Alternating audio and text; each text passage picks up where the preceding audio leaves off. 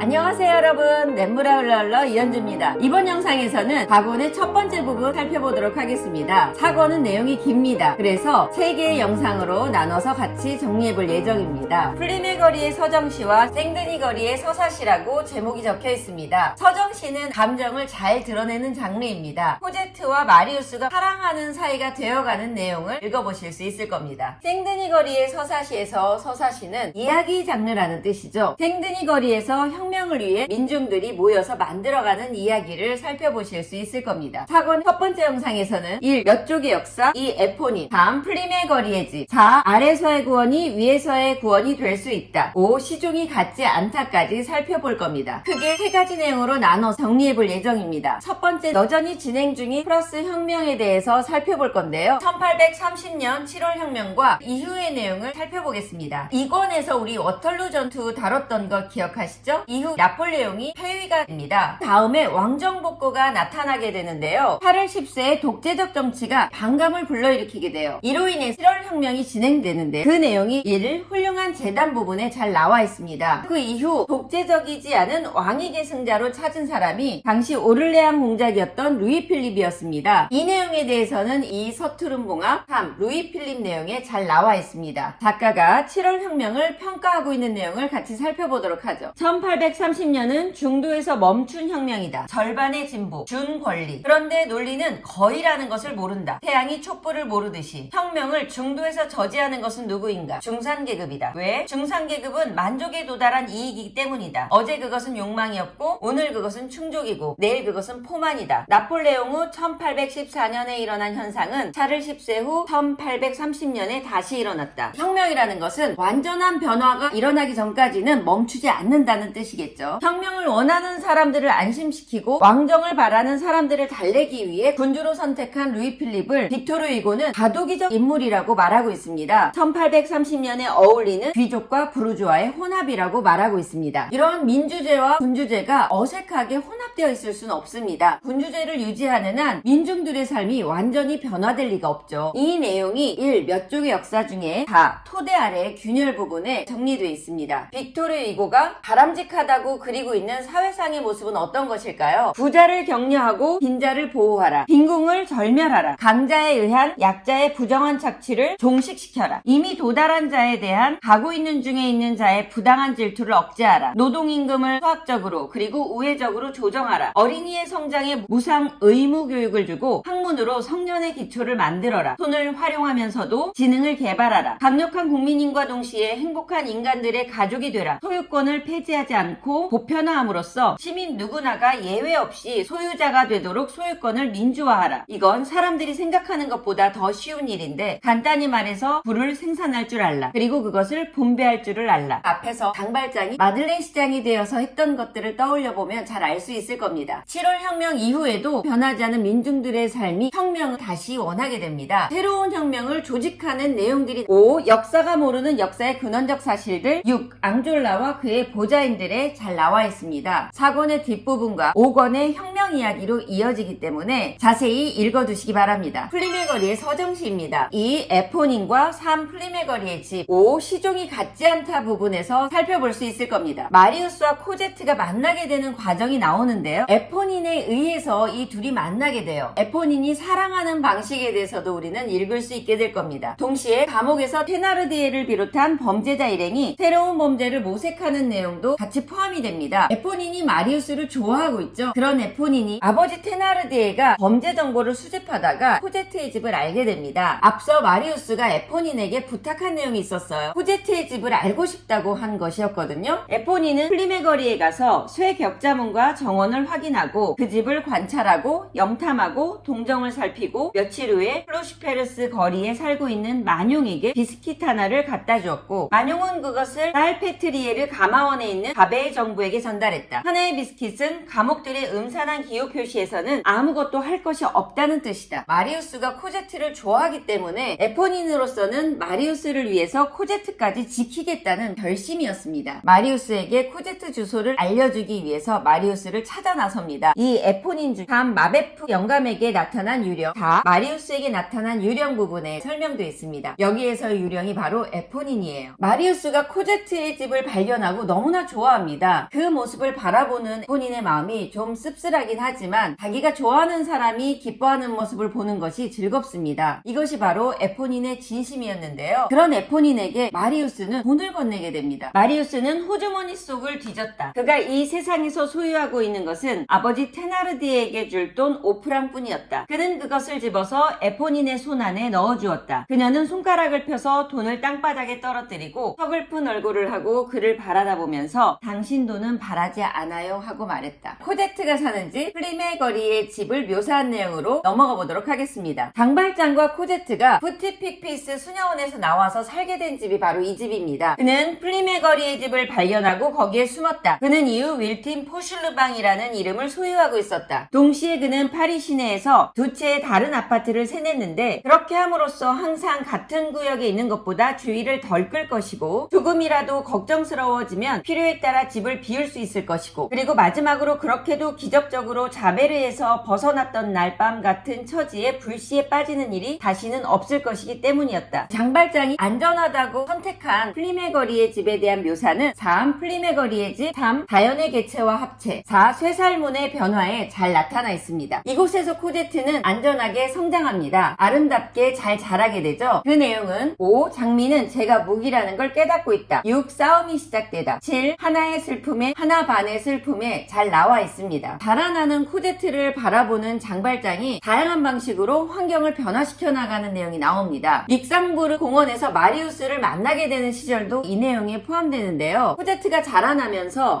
푸티픽피스에서 더 이상 있을 수 없다는 것도 알게 되고 그래서 밖으로 나오게 돼요. 코제트도 마리우스를 좋아했다는 것을 알 수 있어요. 그런데 마리우스가 장발장을 뒤를 밟게 되면서 코제트와 마리우스가 헤어지게 됐잖아요. 이후에 이 둘이 다시 만나게 됩니다. 재회하게 된 내용이 5. 시종이 같지 않다에 잘 나와 있습니다. 마리우스는 코제트를 보기 위해 매일 이 근처를 서성입니다. 그런 마리우스의 인기척을 코제트는 알아차리게 되죠. 정원 안에 마리우스가 써놓은 연애 편지를 코제트가 발견하게 돼요. 편지를 읽은 다음 만나게 됩니다. 장발장의 고뇌를 살펴보도록 하겠습니다. 3. 플리메 거리의 집 8. 사슬에 얽힌 죄수들과 4. 아래에서의 구원이 위에서의 구원이 될 수 있다 부분에 제시되어 있습니다. 점점 자라나는 코제트를 떠나보낼 준비를 하고 있는 장발장에 대해서 살펴볼 수 있어요. 자신이 범죄자였던 과거가 어떻게 코제트에게 영향을 줄지에 대해 고민하게 됩니다. 아무리 생각해도 코제트에게 그것을 잘 설명할 방법이 없었던 장발장은 그 사실을 숨기기로 결심합니다. 코제트와 산책하는 과정에서 어느 날 보게 됐던 죄수의 이송 과정 때문입니다. 코제트가 굉장히 충격을 받게 되거든요. 장발장은 그 당시에 너무 배고파서 빵 한 조각을 훔친 것이지만 책임져야 될 것이 너무 많았던 것을 떠올리면서 괴로워합니다. 다 아래에서의 구원이 위에서의 구원이 될 수 있다 해서 몽파르나스라고 하는 젊은이를 장발장이 만나게 됩니다. 몽파르나스는 장발장의 지갑을 훔치려고 했지만 장발장의 힘이 훨씬 세서 몽파르나스를 제압해요. 그리고 몽파르나스에게 도둑질이 좋지 않다는 것을 통계하게 되거든요. 마베프와 가브로슈, 몽파르나스와 장발장이 만들어가는 이야기를 떠올리면서 생각해보시면 좋아요. 마베프는 돈이 한 푼도 없는 사람이었습니다. 가브로슈는 몇 날 며칠을 아무것도 먹지 않은 아이로 나옵니다. 몽파르나스는 자신의 궁핍함 처지를 도둑질을 통해서 해결하려고 하는 인물입니다. 모두 다 비참한 사람들이죠. 가브로슈가 배가 고파서 마베프 영감의 오래된 정원에서 사과 한 알로 배를 채우려다가 마베프 영감이 돈이 없다는 사실을 엿듣게 됩니다. 그렇게 숨어 있었는데 몽파르나스가 장발장의 지갑을 훔치려고 해요. 그때 장발장이 몽파르나스를 제압합니다. 그리고 몽파르나스에게 기훈계를 하죠. 너는 손가락에 반지를 끼고 싶지만 목에 쇠고리를 찰 것이다. 그리고 만약 여자를 쳐다봤다간 곤봉으로 한 대 얻어맞을 것이다. 그리고 너는 거기에 20살에 들어가서 50살에 거기서 나올 것이다. 네가 들어갈 적에는 젊고 장밋빛이고 싱싱하고 눈이 빛나고 이는 모두 희고 청춘의 아름다운 머리카락을 하고 있겠지만 나올 적에는 쪼그라지고 구부러지고 쭈글쭈글하고 이가 빠지고 독이 흉하고 백발이 될 것이다. 아, 불쌍한 애야. 너는 그릇된 길을 가고 있다. 게으름이 너를 잘못 이끌어가고 있다. 일 중에도 가장 힘든 것은 도둑질이다. 내 말을 믿고 게으름뱅이 노릇하는 그런 힘드는 일은 하려 들지 마라. 악한이 되는 것, 그건 용이하지 않다. 정직한 인간이 되는 것이 덜 어렵다. 이제 가거라. 그리고 내가 말한 걸 잘 생각해봐라. 그런데 너는 내게 뭘 원했더라? 내 지갑이었지? 옛다. 장발장이 코제트와 행복하게 살고 있는 지금 자신이 예전에 너무 힘들어서 했던 도둑질이 코제트와 행복한 미래를 꿈꾸는데 방해가 되고 있다는 회한이 나타나고 있는 걸 알게 됩니다. 이렇게 장발장에게 지갑을 받은 몽파르나스가 얼떨떨해하고 있는데 가브로슈가 나타나게 됩니다. 가브로슈는 몽파르나스에게 은근슬쩍 장발장에게 받은 지갑을 훔칩니다. 가브로슈는 이 훔친 지갑을 마베프 영감에게 던져주고 떠납니다. 여기까지가 각원의 첫 번째 내용이었습니다. 자기도 배가 고팠지만 그 지갑을 마베프 영감에게 던지고 간 가브로슈 이야기가 각원의 뒷부분에 더 자세하게 소개됩니다. 그리고 마베프 영감에게 전달된 이 지갑은 어떻게 됐을까요? 그 내용도 사건의 뒷부분에서 우리가 확인할 수 있습니다. 사건의 첫 번째 내용 잘 정리해보시고 각원의 두 번째, 세 번째 영상에서 뒷내용 살펴보도록 하겠습니다. 여기까지 저는 냇물아 흘러 흘러 이현주였습니다.